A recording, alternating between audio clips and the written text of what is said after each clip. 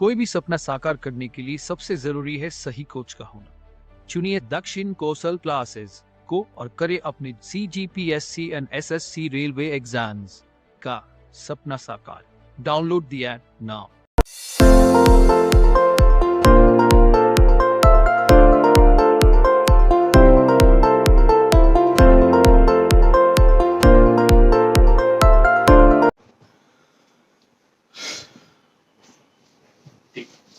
तो Indian geography में आज हम लोग पढ़ने वाले हैं भारतीय कृषि के बारे में। भारतीय कृषि देखने से पहले आपको कृषि जानना आवश्यक है, ठीक है।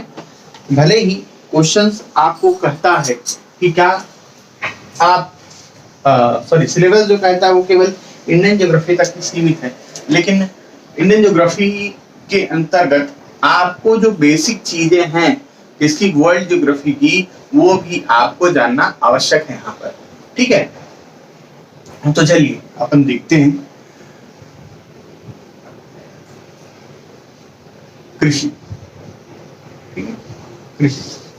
कृषि अर्थात एग्रीकल्चर, ठीक है। अब देखो यह कृषि जो वर्ड है दो वर्ड से मिलकर बना है, एग्री और कल्चर। ये एक लैटिन वर्ड है जहां पर एग्री का जो अर्थ होता है, क्या आपका एग्री का जो अर्थ होता है उसका अर्थ होता है मृदा। क्या होता है? मृदा। अब कल्चर से तात्पर्य परंपरा से है, क्या कल्चर माने परंपरा, ठीक है, ट्रेडिशन, ठीक है। तो पारंपरिक रूप से है ना, आप जिस तरह से क्या करते हो, कल्टीवेशन करते हो, क्या करते हो, कल्टीवेशन करते हो अर्थात खेती करते हो, है ना, उसे ही इस पर मृदा पर पारंपरिक रूप से की गई क्या खेती क्या कहलाती है? एग्रीकल्चर कहलाती है, ठीक है। समझ में आ रहा है? अब देखो मृदा के आपको विभिन्न स्वरूप देखने को मिलते हैं। क्या मृदा के विभिन्न स्वरूप होते हैं, है ना, क्लियर। अब देखो मृदा के स्वरूप के प्रकार कौन कौन से हैं, ऐसे क्वेश्चन आता है। तो कृषि के प्रकार, मृदा बोल रहा था क्या, चलिए कृषि के प्रकार आपको देखना है। तो सबसे पहले तो हम अगर देखें तो हम दो तीन तरह से इसको बांट सकते हैं। एक है आपका उद्देश्य के आधार पर,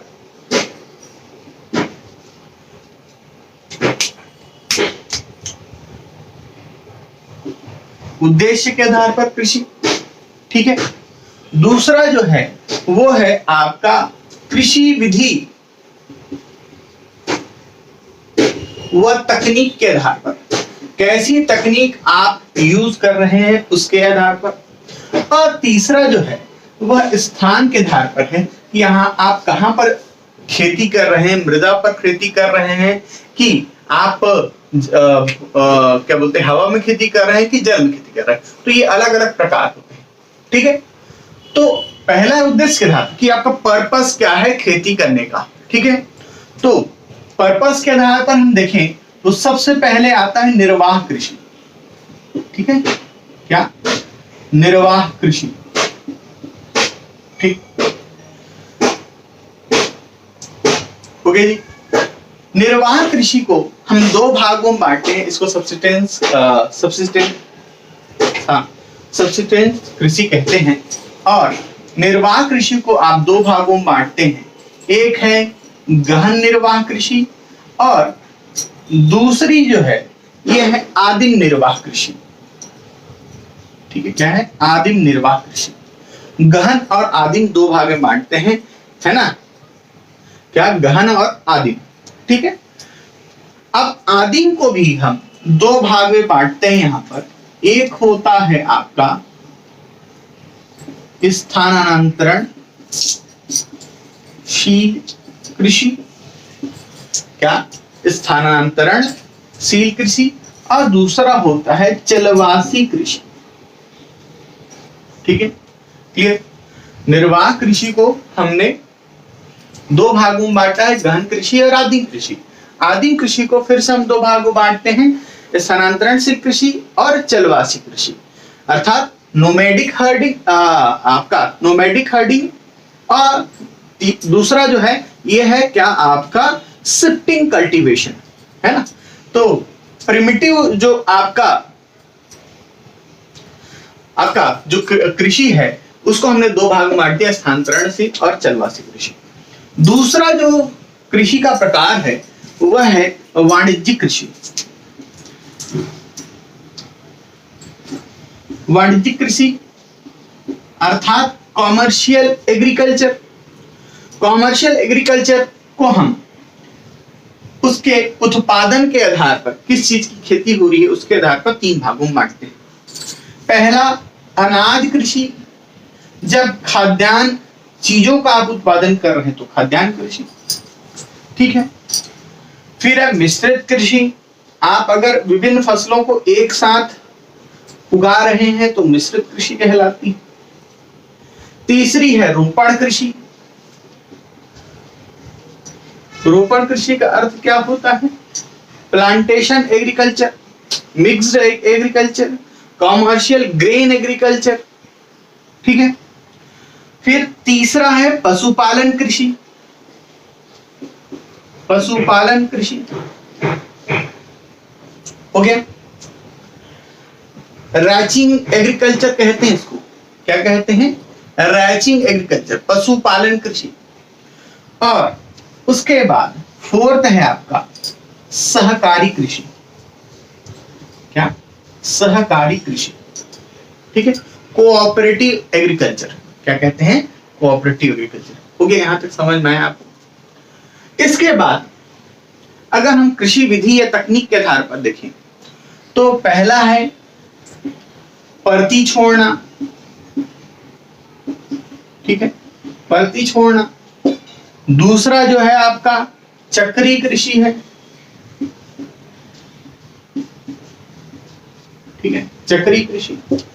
तीसरा जो है वो है आपका मिश्रित सस्यन, मिश्रित कृषि,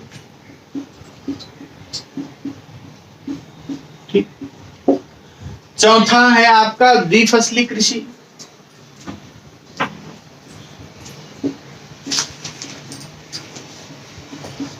ठीक। पांचवा है आपका रिले कृषि।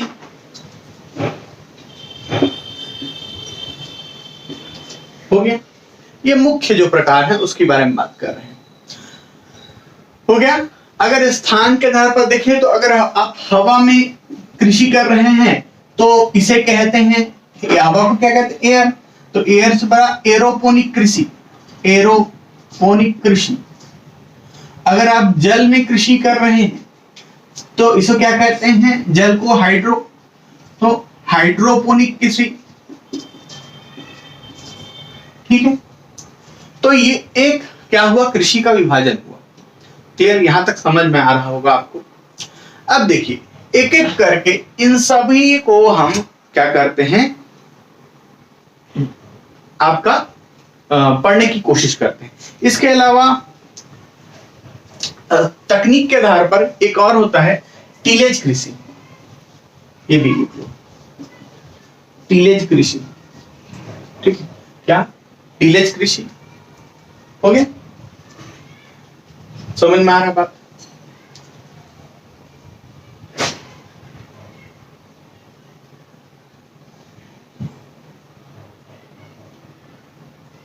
एक शब्द होता है जीरो फार्मिंग, ये भी लिख लो, जीरो फार्मिंग, ठीक है। जीरो फार्मिंग अर्थात शून्य कृषि या शून्य प्रतियोगिता कृषि।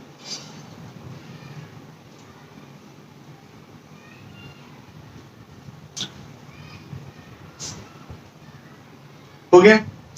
और आठवां है हरी खाद कृषि। हरी खाद कृषि, हरी खाद कृषि। हो गया।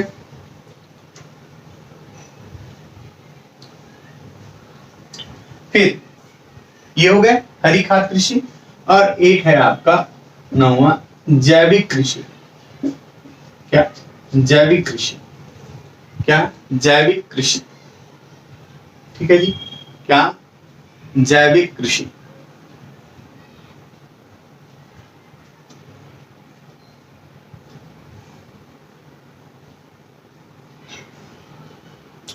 हो गया जी।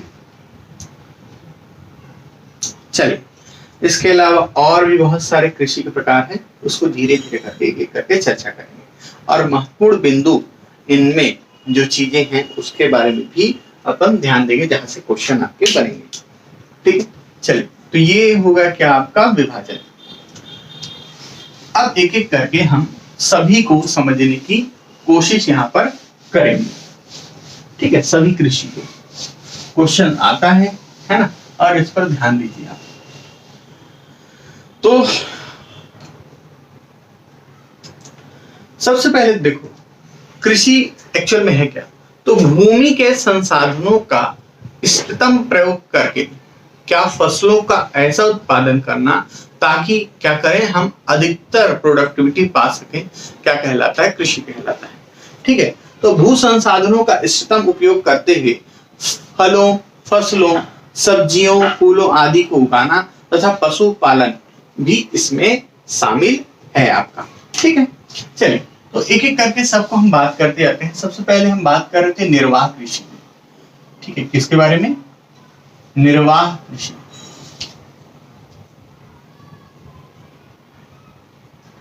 ठीक है, निर्वाह कृषि।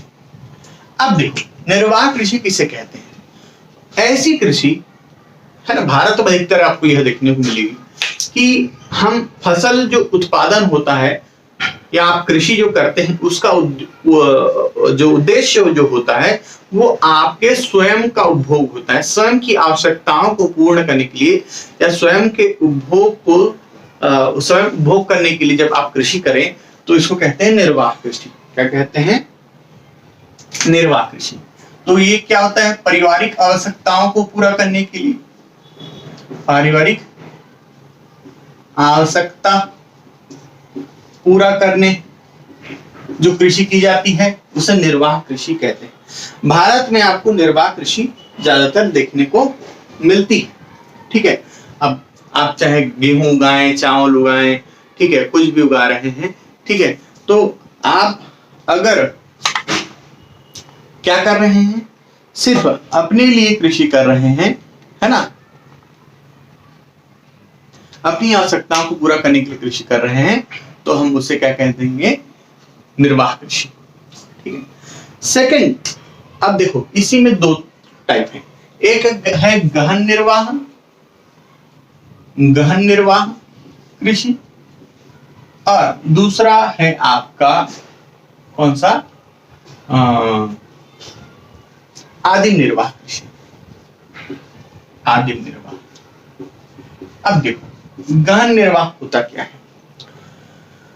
गहन निर्वाह क्या होगा, जब भारत में मोस्ट ऑफ द ये चीजें देखने को मिलती हैं कि एक भूमि का छोटा सा टुकड़ा, उसमें कम संसाधनों, कम यंत्रों के साथ अधिक श्रम लगाकर, यानी ज्यादा लोग उसमें काम कर रहे हैं, जब इस तरह की कृषि की जाए तो क्या होगा, वो क्या कहलाता है आपका, गहन निर्वाह कृषि। ठीक है, तो इसमें क्या होता है, गहन निर्वाह कृषि में कम भूखंड में, है ना, कम भूखंड में अधिक श्रम द्वारा, अधिक श्रम द्वारा क्या कर रहे हो आप, कृषि कर रहे हो, है ना, और क्या होगा यहाँ पर, भूमि पर जनसंख्या दबाव अधिक है। क्या है, जनसंख्या दबाव अधिक है। ठीक है, यानी क्या कि देखो एक परिवार में बाय द वे 20 व्यक्ति हैं और 20 व्यक्ति 1 एकड़ क्षेत्र में ही कृषि कर रहे हैं, है ना, क्या कर रहे हैं, 1 एकड़ क्षेत्र में कृषि कर रहे हैं,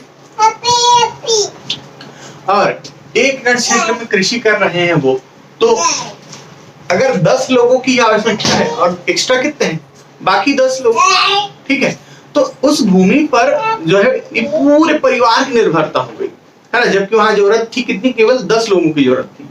क्लियर, तो कम भूखंड में अधिक श्रम से जो कृषि की जाए उसे गहन निर्वाह कृषि कहते हैं। ठीक, जनसंख्या दबाव अधिक होता है, खासकर यह जो कृषि होती है वो मानसूनी जलवायु वाले प्रदेशों में अर्थात दक्षिण या दक्षिण पूर्वी एशियाई देशों में अधिक देखने को मिलती है। कैसे? अब देखिए, मानसून का जुआ है कृषि। जब आप मानसून आता है तो सब के सब लोग एक साथ बढ़ जाते हैं काम करने, है ना। बाकी टाइम अन्यत्र अलग अलग काम करते रहते हैं। जैसे ही खेत पे खेती करना है, सभी के सभी परिवार फिर गए, है ना। तो यही क्या है? गहन निर्वाह कृषि। दूसरी है आपकी आदिम निर्वाह कृषि। आदिम निर्वाह कृषि जो होती है इसको हम दो भागों में बांटते हैं। प्रिमिटिव, आदिम माने प्राचीन कृषि, इसको समझ लो, है ना।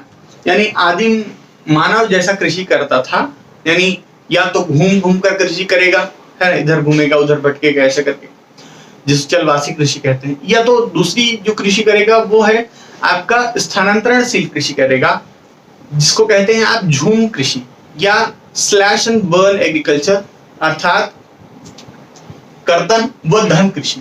ठीक है। तो आदिम कृषि को हम दो भागों में बांटते हैं। एक है आपका, ये ही बहुत महत्वपूर्ण है, जहां से क्वेश्चन पूछेगा। एक होता है स्थानांतरणशील कृषि। स्थानांतरण माने यानी आप एक जगह शिफ्टिंग एग्रीकल्चर इसको कहते हैं, एक जगह से दूसरी जगह घूम घूम कर आप क्या कर रहे हैं? कृषि कर रहे हैं। कैसे? अब देखो, स्थानांतरणशील कृषि को ही हम झूम कृषि कहते हैं। क्यों? क्योंकि आपने पहले एक स्थान पर कृषि किया, वहां पर से जंगलों को जलाया, फिर उसका जब इसकी उत्पादकता खत्म हो गई तो दूसरी जगह मूव कर लिया आपने, और यहाँ पर भी आपने स्लैश एंड बर्न किया, फिर 4-5 साल प्रोडक्शन किया, फिर दूसरी जगह मूव किया। तो इसे स्थानांतरणशील जो कृषि होती है उसे हम झूम कृषि, कर्तन व दहन कृषि अर्थात स्लैश एंड बर्न कृषि भी कहते हैं। इसको स्थानांतरणशील कृषि को। क्लियर बेटा? इसमें क्या होता है? वृक्षों को काट कर, है ना, आप वहां पर काट देते हैं, आग लगा देते हैं, और वहां से अब देखो भूमि में क्या हो गया, जलने से वहां पर फास्फोरस की मात्रा मिल जाती है मिट्टी में, तो वहां पर उपजाऊपना बढ़ जाता है भूमि का। ठीक है। और ऐसी कृषि कहां पर होगी? मोस्टली कृषि कहां पर होगी? ऐसे क्षेत्रों में जहां पर वन पाए जाते हैं। कहां पर पाए जाते हैं? अच्छे वन पाए जाते हैं। तो अमेज़न रेन फॉरेस्ट एरियाज में, अफ्रीका के जो आपका भूमध्य रेखा जो पट्टी है वहां पर आपको देखने को मिलेगा। ठीक है। खासकर अफ्रीका की इस भूभाग में, है ना। ठीक है। नाइजीरियन नदी घाटी जो क्षेत्र है यहाँ पर आपको देखने को मिलेगा। ठीक है। इस तरह की कृषि दक्षिण पूर्वी एशिया, और इसके अलावा अगर भारत की बात करें तो मोस्टली यह उत्तर पूर्वी भारत में आपको देखने को मिलता है। कहां पर? उत्तर पूर्वी भारत में सबसे ज्यादा प्रचलित है। ठीक है। समझ में आ रहा है बात? क्लियर? अब देखो, जैसे अगर हम दक्षिण पूर्वी एशिया की बात करें तो दक्षिण पूर्वी एशिया में एक देश है वियतनाम। वियतनाम में रे कहते हैं इसको, झूम कृषि को रे कहा जाता है। वहीं पर अगर हम भूमध्य रेखा के अगर आस पास जाए, विषुवत रेखा के आसपास जाएं, तो आपको मैक्सिको और उत्तरी जो अमेरिका है, उत्तर मध्य अमेरिका है, वहां पर आपको देखने को मिलता है। उसको मिल्पा कहते हैं, मिल्पा। ठीक है। इस तरह कृषि। लेकिन अगर भारत की बात करें तो भारत में इसको अनेक नाम दिए गए। अब इसको मैपिंग से समझोगे तो ज्यादा अच्छा याद रहेगा। ठीक है। मैं आपको एक छोटा सा मैप ड्रॉ कर रहा हूं, है ना।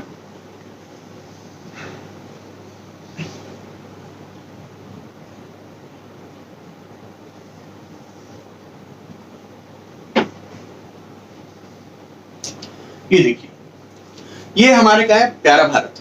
और इस भारत में अलग अलग क्षेत्रों में इस झूम कृषि को अलग अलग नाम दिए गए हैं।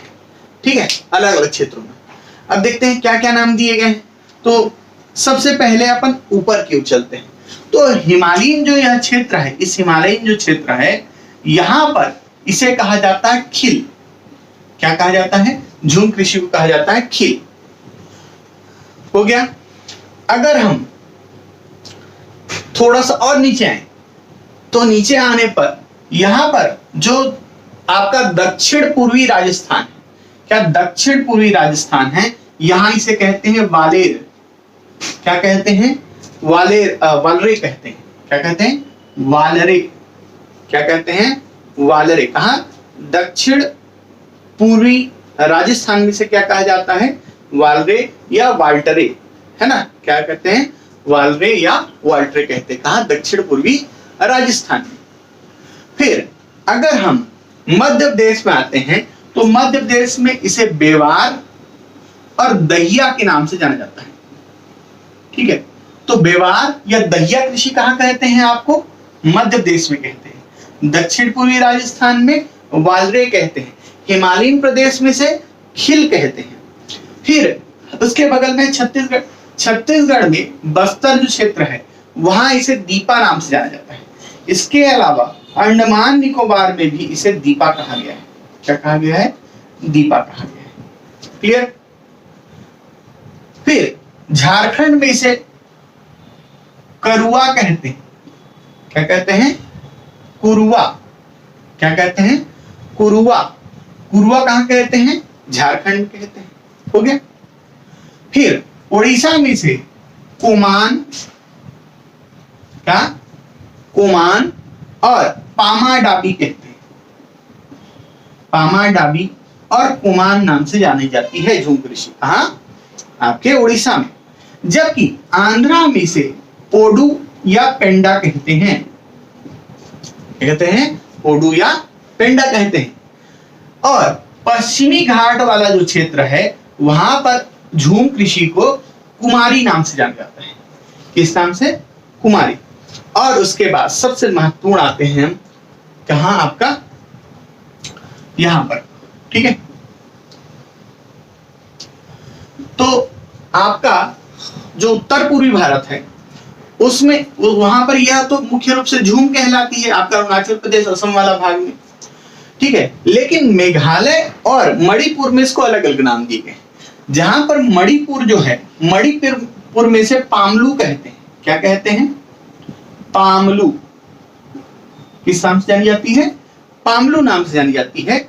वहीं पर मेघालय में से बोगमा कहते हैं। क्या कहते हैं? बोगमा। तो उत्तर पूर्वी भारत में अगर हम मणिपुर की बात करें तो पामलू के नाम से जानी जाती है झूम कृषि। बोगमा मेघालय में कहा जाता है। क्लियर? और पूरे उत्तर पूर्वी भारत में इसे झूम नाम से हम जानते हैं।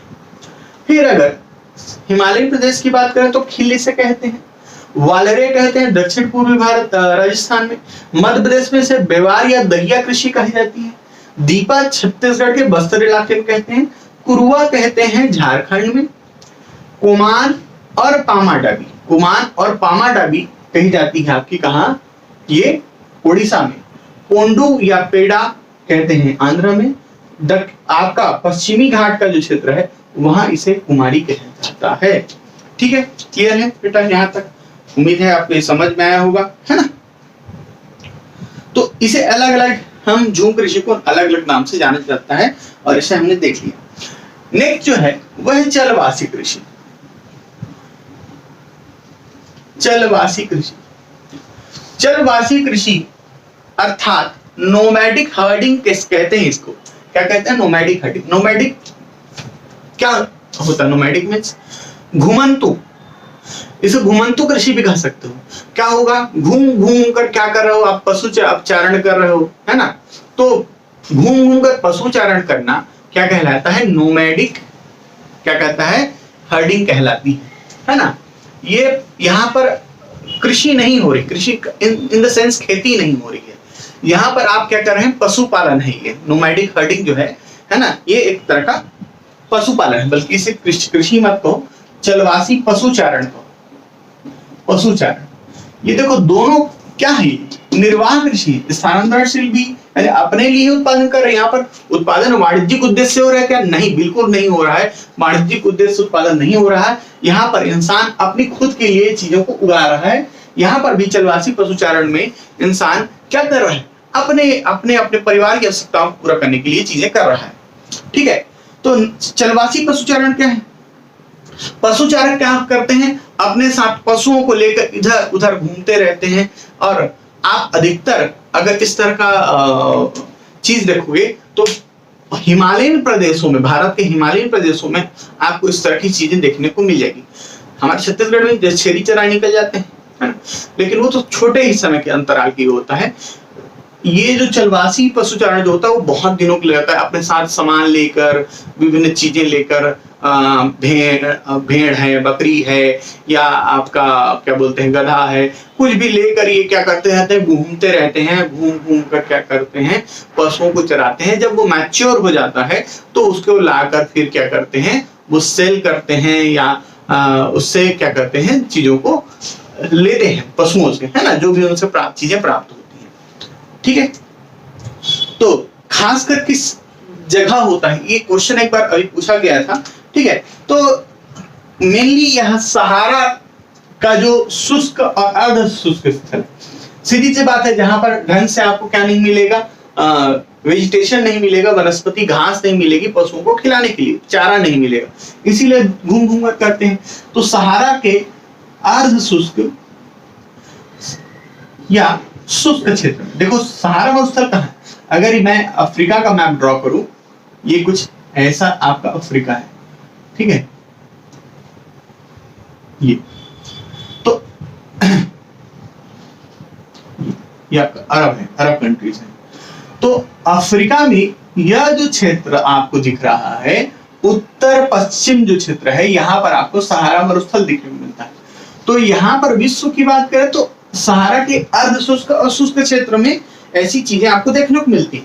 इसके अलावा मध्य एशिया, मध्य एशिया माने यह आपको जो ईरान दिख रहा है, इसको बोलते हैं यहाँ पर, ये ईरान इराक वाला जो क्षेत्र है, इसे एशिया माइनर या क्या कहते हैं, मध्य एशिया कहते हैं।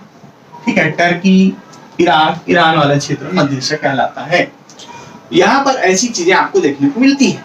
इसके अलावा अगर भारत की बात करें तो भारत में आपको जम्मू कश्मीर जो क्षेत्र है, जो हिमालयन क्षेत्र है, यहाँ पर लद्दाख वाला जो क्षेत्र है, इसके अलावा राजस्थान। ठीक है, तो भारत में आपको राजस्थान और जम्मू एंड कश्मीर में ये चीजें आपको देखने को मिलती है, मोस्टली हिमालयन क्षेत्रों में, पहाड़ी क्षेत्रों में। क्लियर, यहां तक चीजें आपको क्लियर हुई, समझ में आया। निर्वाह कृषि सीधी सी बात है कि निर्वाह कृषि आप किसी के करेंगे, खुद के उपभोग के लिए, अपने परिवार की आवश्यकताओं के लिए जब आप उपभोग कर रहे हैं तो उसे चलवासी कृषि कहते हैं, निर्वाह कृषि कहते हैं। निर्वाह कृषि के दो प्रकार हैं, एक है गहन निर्वाह, जिसमें पूरा परिवार घुस जाता है, एक छोटे से भूखंड में अधिक लोगों की निर्भरता जब होती है तो उसे गहन कृषि कहेंगे। ठीक है, और आदिम कृषि उसको कहते हैं जो जिसमें आप पुराने तौर तरीकों से क्या करें, उत्पादन करें। तो उसको दो भाग में बांट लिया हमने, स्थानांतरण कृषि जिसे झूम कृषि कहते हैं, स्लैश एंड बर्न या कर्तन दाह कृषि कहते हैं, और चलवासी पशुचारण जिसमें आप क्या करते हो, पशुओं को लेकर घूमते रहते हो, तो उसे चलवासी पशुचारण कहते हैं। क्लियर है, यहां तक चीजें आपको समझ में आई होंगी। चलिए नेक्स्ट अब बात करते हैं हम वाणिज्यिक कृषि, है ना, नेक्स्ट हेडिंग रहेगा। मैपिंग बहुत जरूरी बेटा, मैप याद नहीं रहेगा तो आपको दिक्कत होगी। ज्योग्राफी में अगर आपको मैप याद है तो आपको हर चीज यहाँ पर याद रहेगा। हिस्ट्री ज्योग्राफी ऐसी चीज है जहां पर आपको मैपिंग बहुत इंपॉर्टेंट है। ठीक है, चलिए तो हम लोग अब नेक्स्ट बात करें कॉमर्शियल एग्रीकल्चर या वाणिज्यिक कृषि। ठीक है, वाणिज्यिक कृषि से तात्पर्य ऐसी कृषि से है जहां पर कृषि करने का जो उद्देश्य है वह स्वयं उपभोग ना करके उसका क्या करना, विक्रय। ठीक है, सीधी से अगर बात करें तो वाणिज्यिक कृषि का उद्देश्य क्या होता है, विक्रय करना। ठीक है, आप खुद के लिए कृषि नहीं कर रहे हैं, आप किसके लिए उत्पादन कर रहे हैं, दूसरों के लिए उत्पादन कर रहे हैं, ताकि आप उससे क्या कर सके, धन उपार्जन कर सके बेचकर। ठीक है, तो वाणिज्यिक कृषि या कॉमर्शियल एग्रीकल्चर का सीधा सा उद्देश्य होता है विक्रय करना, है ना, विक्रय हेतु। इसका उद्देश्य क्या हो गया, विक्रय हेतु, है ना। ठीक है, समझ में आया। अब देखो, जब इसमें अनाज उगा लिए, अनाजों की कृषि कर लिए, जैसे चावल हो गया, है ना, गेहूं हो गया, इस तरह का जब खाद्यान्न उत्पादन कर रहे हो, है ना, खाद्यान्न उत्पादन कर रहे हो, तो क्या कहलाएगी, वाणिज्यिक अनाज कृषि कहलाएगी, कॉमर्शियल ग्रेन एग्रीकल्चर कहलाएगा। ठीक है, समझ में आ रहा है। गेहूं, मक्का, चावल है ना। और इस तरह की जो कृषि होती है, वाणिज्यिक कृषि, आपको वो किस क्षेत्र में देखने को मिलती है? घास के मैदान क्षेत्रों में देखने को मिलती है। ठीक है, कि कहां पर देखने को मिलेगा मोस्टली? देखो, जैसे मैं आपको पहले ही बता देता हूं, यहां पर एक मैप छोटा सा मैं ड्रॉ कर रहा हूं।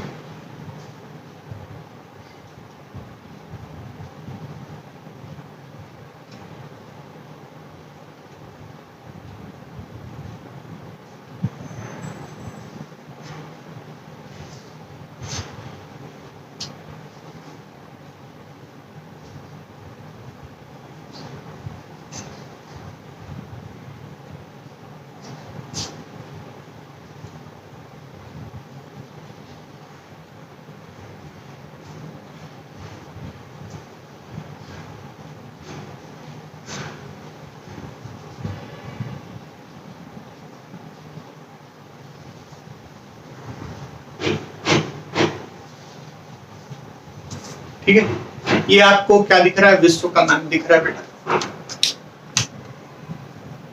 ठीक है, ये वर्ल्ड मैप दिख रहा है आपको, है ना।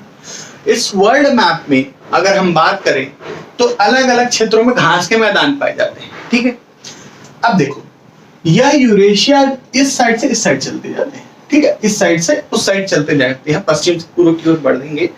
और मैं आपको यहाँ पर बताते जा रहा हूँ कि कहां पर कौन कौन से घास मैदान पाए जा रहे हैं। तो उत्तरी अमेरिका में आपको जो घास के मैदान दिख रहे हैं, इसको कहते हैं प्रेरी, प्रेरी घास के मैदान। ठीक है, क्या? प्रेरी घास के मैदान। अरे बड़े क्षेत्रों पर कृषि करोगे तभी तो आप सेल कर पाओगे। तो प्रेरी घास मैदान कहां मिलेगा? उत्तरी अमेरिका में मिलेगा। ठीक है, पंपास मिलता है आपको कहां पर? दक्षिणी अमेरिका, खासकर अर्जेंटीना में। ठीक है, कहां? अर्जेंटीना। अर्जेंटीना कहां है? ये वाला जो क्षेत्र है वो अर्जेंटीना है। ठीक है, तो पंपास, प्रेरी, प्रेरी कहां है? उत्तरी अमेरिका में। पंपास दक्षिणी अमेरिका में। ठीक है, अफ्रीका में वेल्ड जो घास के मैदान होते हैं, खासकर इस क्षेत्र में ये होते हैं वेल्ड, वेल्ड कहलाते हैं। क्या कहते हैं? वेल्ड। जबकि यूरेशिया में, यूरेशिया पूरा यूरोप और एशिया में स्टेपी घास के मैदान मिलते हैं। क्या? स्टेपी घास के मैदान। और डाउन्स, डाउन्स मिलता है कहां आपको? ऑस्ट्रेलिया मिलता है। कहां मिलता है? ऑस्ट्रेलिया में डाउन घास के मैदान मिलते हैं बेटा। कहां? ऑस्ट्रेलिया में डाउन्स। ठीक है, जबकि न्यूजीलैंड में कैंटेबरी, ये आपका न्यूजीलैंड है ये, तो न्यूजीलैंड में मिलता है कैंटेबरी, कैंटेबरी। ठीक है, तो इन घास के मैदानों में आपको वाणिज्यिक कृषि देखने को मिलती है। क्लियर? प्रेरी घास का मैदान उत्तरी अमेरिका, पंपास, हमने सेल्वास वन, पंपास वन, ठीक है, ये सब देखे हैं ना दक्षिणी अमेरिका में। आप नहीं देखा होगा तो आप YouTube पर जाइए, दक्षिण कोशल क्लासेस या दिया IAS सर्च करिए, वहां पर आपको प्रादेशिक भूगोल का वीडियो मिलेगा। ठीक है, उसको आप अच्छे से करिए, वहां पर आप चीजें समझ में आएंगे। अफ्रीका में आपको वेल्ड घास के मैदान, खासकर दक्षिणी अफ्रीका इलाके में। स्टेपी घास के मैदान यूरेशिया पाए जाते हैं, इन्हें यूरोप और एशिया दोनों में। डाउन्स पाया जाता है ऑस्ट्रेलिया में, और कैंटेबरी पाया जाता है आपका कहां? न्यूजीलैंड में। ठीक है, क्लियर? अब देखो, उसके बाद इसमें सेकंड जो है वो है मिक्स्ड एग्रीकल्चर, अर्थात मिश्रित कृषि। मिक्स्ड एग्रीकल्चर अर्थात मिश्रित कृषि। इसमें क्या होता है, यहां पर जब मिश्रित कृषि करते हो तो यहां पर दो उद्देश्य होता है। पहला तो फसल उत्पादन, दूसरा आपका पशु पालन। ये अब मिक्स कृषि आपको अधिकतर ग्रामीण क्षेत्रों में देखने को मिलती है, जहां पर आप पशुओं को विभिन्न उद्देश्यों से रखते हैं। पशु आप उनसे दूध और विभिन्न तरह की चीजें प्राप्त करने के लिए, डेयरी उत्पाद प्राप्त करने के लिए रखते ही हैं।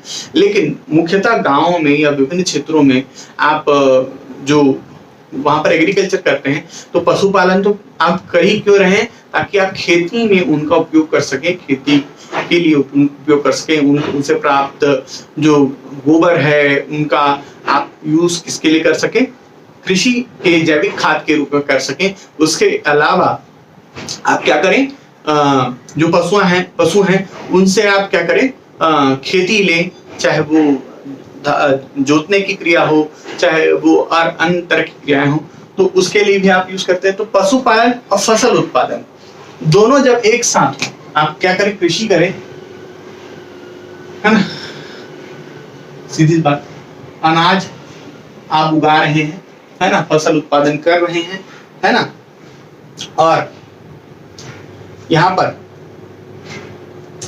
ठीक है, उसके साथ ही आप उस पशुपालन के लिए क्या कर रहे हो, चारा उगा रहे हो, तो यहाँ पर दोनों क्या कहलाएगा, मिक्स एग्रीकल्चर कहलाता है।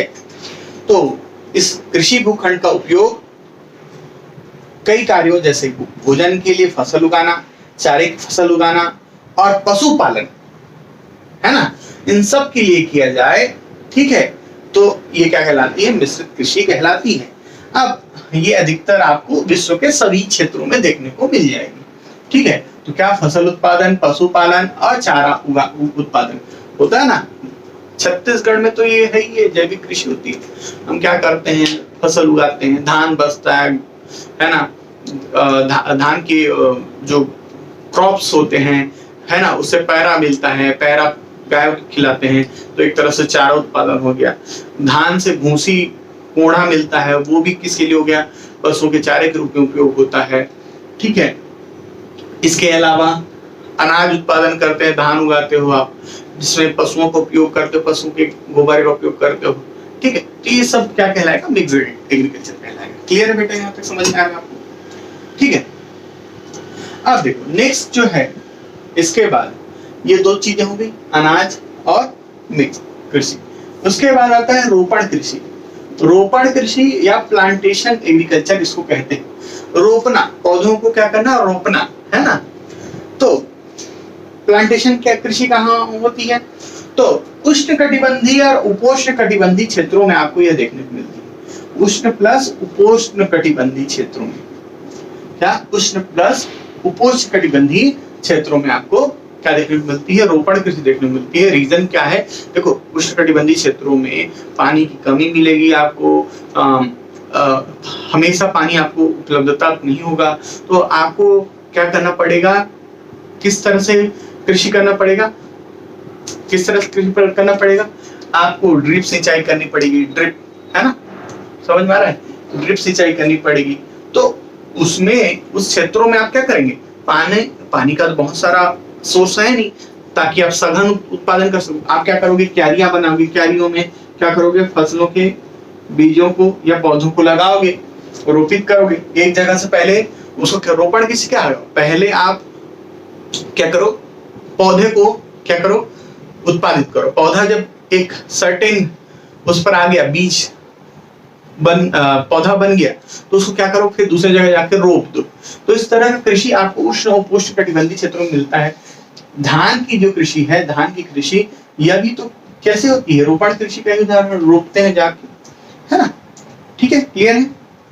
तो इसके अलावा हम अगर रोपण कृषि की बात करें, है ना, प्लांटिंग कृषि की बात करें, तो आपको चाय है, कहुआ है, रबर है, ठीक है, गन्ना है, ठीक है, चाय, कहुआ, रबर, गन्ना, काजू, केला, ठीक है बेटा। तो ये सब किसके उदाहरण है आपके, रोपण कृषि के। कपाल भी लिख लो, कपाल भी आता है, ठीक है, ये सब किसके उदाहरण है, रोपण कृषि के। समझ में आया।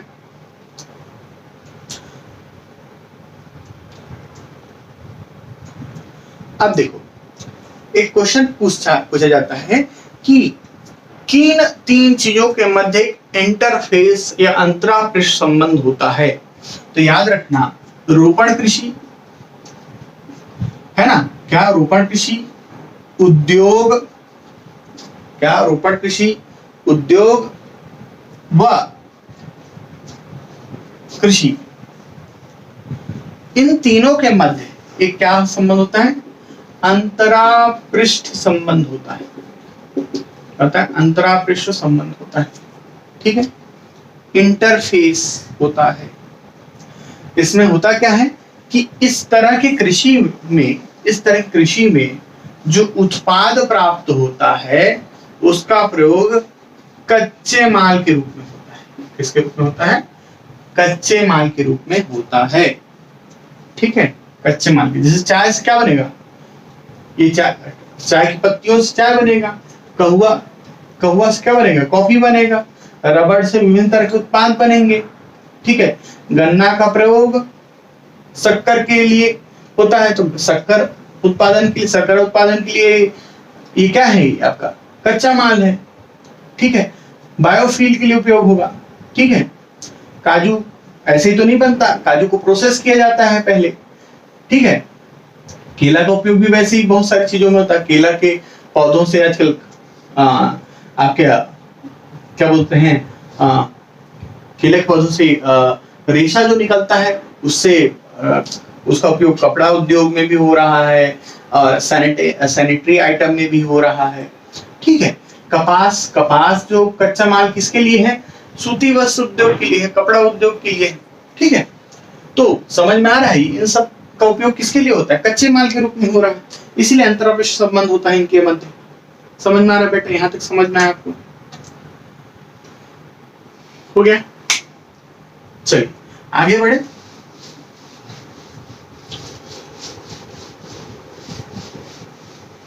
अब देखो कुछ अन्य, अगर हम कृषि के प्रकार देखें, है ना, तो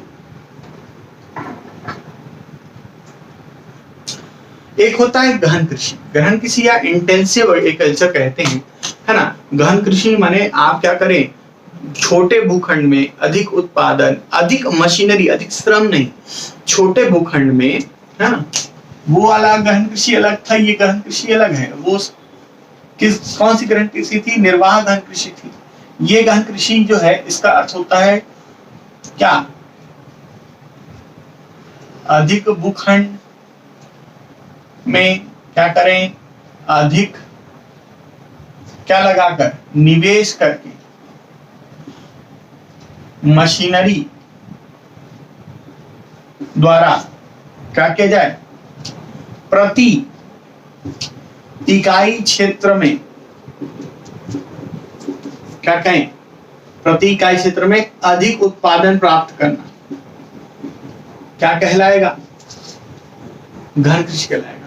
हरित क्रांति के बाद गेहूं के पर हेक्टेयर एरिया में उत्पादन में वृद्धि हुई कि नहीं हुई, यही कहलाता है, ठीक है।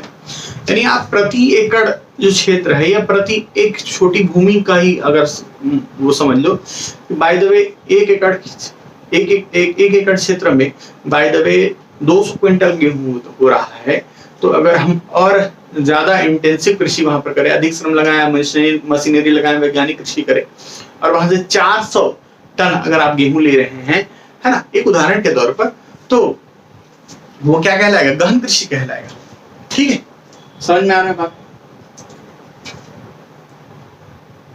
हो गया।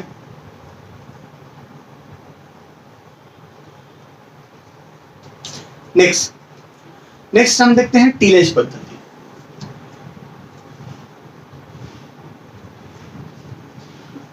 टीलेज पद्धति, अच्छा एक सेकंड, वो हम तकनीक के आधार पर देख रहे थे, तकनीक के आधार पर भी हम देख लेते हैं पहले।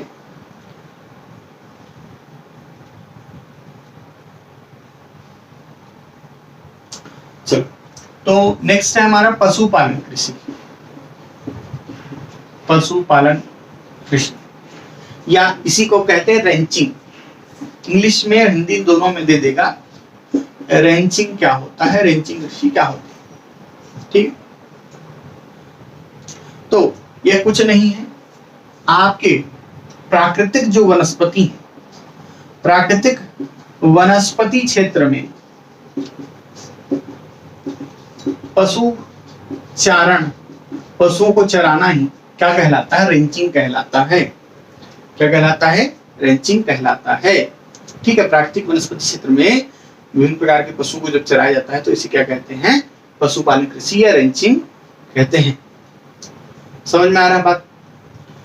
तो ऐसे चित्रों में देखने को मिलेगा जहां पर पर्वतीय पठारी क्षेत्र है, ठीक है।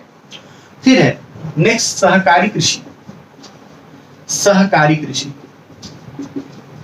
कोऑपरेटिव एग्रीकल्चर इसे कहते हैं। क्या कहते हैं? कोऑपरेटिव एग्रीकल्चर, ठीक है। कोऑपरेटिव एग्रीकल्चर क्या होता है? जब क्या हो, विभिन्न किसान या बहुत सारे लोग, एक कृषक परस्पर लाभ के लिए, सभी के लाभ के लिए क्या हो, इकट्ठा हो और क्या करें, अपने भूमि, श्रम और किसका निवेश करें? भूमि, श्रम और धन का निवेश करें, है ना। तो क्या होगा, ये जब बहुत सारे लोग, है ना, क्या करें, आपस में सहायता करें एक दूसरे की, तो इसे कहते हैं कोऑपरेटिव। कोऑपरेटिव माने सहकारिता, है ना, ठीक है। सरकारी चीज अलग है, गवर्नमेंट माने सरकारिता अलग है। सरकार बने जब गवर्नमेंट के द्वारा ऑपरेटेड हो तो सरकारी हो जाएगा, लेकिन जब विभिन्न लोग एक दूसरे के हेल्प से ये चीजें करें तो वो क्या कहलाता है? सहकारिता कहलाता है, ठीक है। तो कोऑपरेटिव एग्रीकल्चर, सहकारी कृषि यही कहलाती है। इसी का सबसे बड़ा उदाहरण अगर पशुपालन डेयरी उद्योग में देखें तो अमूल है, आनंद मिल्क उद्योग लिमिटेड, ठीक है। ये क्या है? आनंद मिल्क उद्योग लिमिटेड सहकारिता का उदाहरण है, ठीक है। लिज्जत पापड़ सहकारिता का उदाहरण, ठीक है। तो सहकारी कृषि माने कोऑपरेटिव एग्रीकल्चर क्या करे, जब किसान परस्पर लाभ के लिए क्या हो, स्वेच्छापूर्ण रूप से भूमि, श्रम और पूंजी का दान करें। क्या करें? भूमि, श्रम और पूंजी का क्या निवेश करें, ठीक है। कैसे रूप से? सभी मिलकर, है ना। तो क्या कहलाएगी? कोऑपरेटिव एग्रीकल्चर ये कहलाता है, ठीक है। समझ में आ रहा है बात? फिर नेक्स्ट वर्ड है, ये हो गया आपका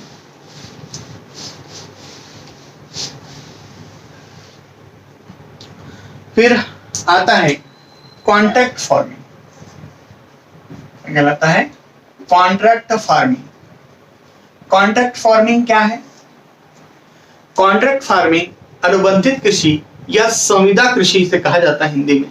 इसका उद्देश्य जो होता है, फसल के क्या करना, उत्पादन से पूर्व ही फसल की गुणवत्ता निश्चित करके क्या करना, पहले से उसका क्या कर देना, सौदा कर देना। फसल उत्पादन से पूर्व ही एक वो होता है, रूल्स रेगुलेशंस होते हैं, उसके भी अनुबंध आप करेंगे तो बताएंगे कि भैया मैं इस साइज का आलू उगाऊंगा, ठीक है, प्रॉपर इसी साइज का, इसी किस्म का आलू उगाऊंगा, इस क्वालिटी का आलू उगाऊंगा।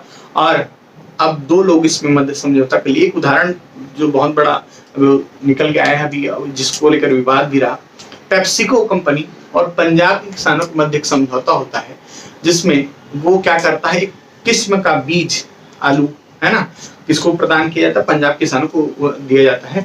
और वो आलू क्या होते हैं, बड़े साइज के होते हैं, जो चिप्स के लिए उपयोग होते हैं, ठीक है। तो पंजाब किसानों को से पेप्सिको ने समझौता कर लिया कि आप फला साइज का ही आलू उगाएंगे, है ना, और आप हमें बेचेंगे डायरेक्ट। पहले ही सौदा कर लिया।